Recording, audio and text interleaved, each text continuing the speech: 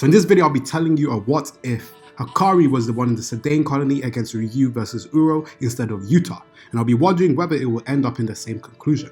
Without further ado, obviously like, comment, share, subscribe for more JJK videos, and thank you to the person who commented this for the idea of the video. So we'll start off with the video straight away, and we start off with his first fight, which would be Hakari versus Kuroshi. In the fight, Yuta takes some time to face against him because he wants to seal some of his test techniques. Furthermore, with the people around him, he wants to make sure they don't get hurt, and it took him a little while before we get to the end panel where we see Yuta bite Kuroshi and it ends the end of the conflict. This also goes and shows to Ryu and Uro that he has reverse curse technique. Now, if this was Hakari instead of Yuta, I believe the fight will end up quicker, and this is not because I think base form Hakari is stronger than Yuta, not even close. It's just I don't think Hakari will have the need to limit anything because at the moment of time we haven't seen too much of his curse techniques or abilities in his base form to assume that he would be saving something such as curse technique. So this would speak more indications of him dealing with this individual quicker and begin the fight with Uro and Ryu far quicker.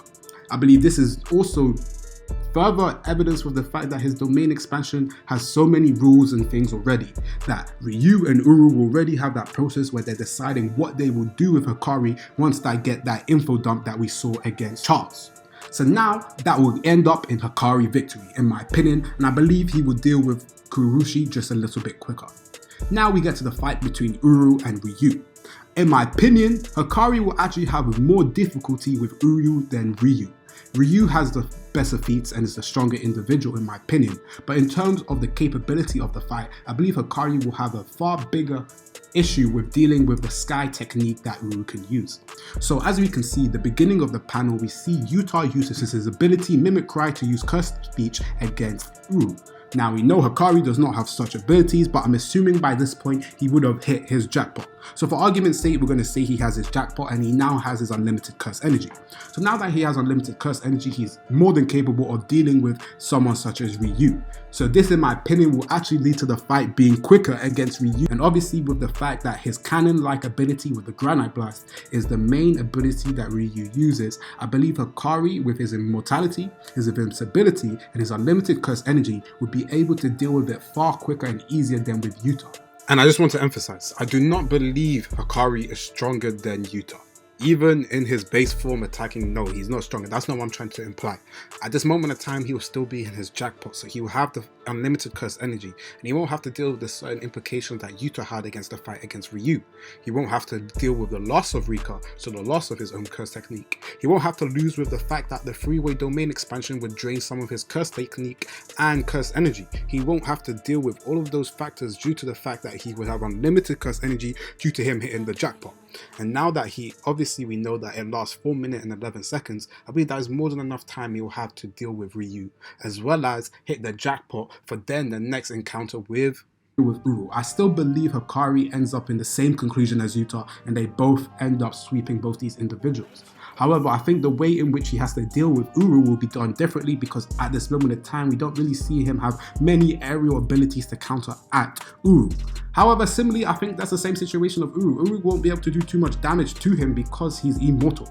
And the fact that he's immortal, she will have to find new ways to come and deal with it. And in my opinion, it makes for Ryu to probably be able to do the bigger damage to what we could have seen Hakari.